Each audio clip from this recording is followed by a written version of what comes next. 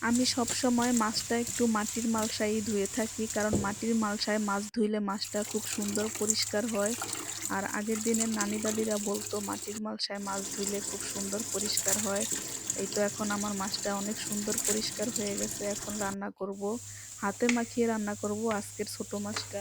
প্রথমে কড়াইতে তেল দিয়ে নিলাম পরিমাণ মতন। এখন দিয়ে দিব কিছুটা পেঁয়াজ, আর একটু পেঁয়াজটা একটু বেশি দিব, কারণ ছোট মাছে পেঁয়াজ দিলে কাঁচামরিচ, লবণ, হলুদ দিয়ে এখন সুন্দর করে মাখিয়ে নিব পেঁয়াজটাকে। আর এই তো পেঁয়াজটা এখন সুন্দর নরম হয়ে গেছে। এখন দিয়ে দিব কেটে রাখা আলু, আর এই আলুটা একটু কুচি কুচি করে কেটে রেখেছি। আজকের মাছটা আমরা একদম পোড়া পোড়া করব, চচ্চড়ি যেটাকে বলে সেই রকম করে রান্না করব। এখন আমরা আমাদের মাছটা দিয়ে দিব, যেটা ধুয়ে পরিষ্কার করে রেখেছিলাম, চেওয়া মাছ। আমরা এই মাছটাকে চেওয়া মাছ বলি, তোমরা কারা কি নামে ডাকো আপুরা কমেন্টে বলবে। আমাদের গ্রামের ভাষায় এটাকে চেওয়া মাছ বলি। এই মাছটা নদীর মাছ, খুবই মজা এই মাছটা রান্না করলে। এখন এই তো মাছটা খুব সুন্দর করে আলতো করে মেখে বসিয়ে দিলাম। আর এই তো দেখো এদিকে আমার মাছটা এখন হয়ে গেছে, ধনিয়া পাতা দিয়ে নামিয়ে ফেলবো। ধন্যবাদ সবাইকে ভিডিওটি দেখার জন্য।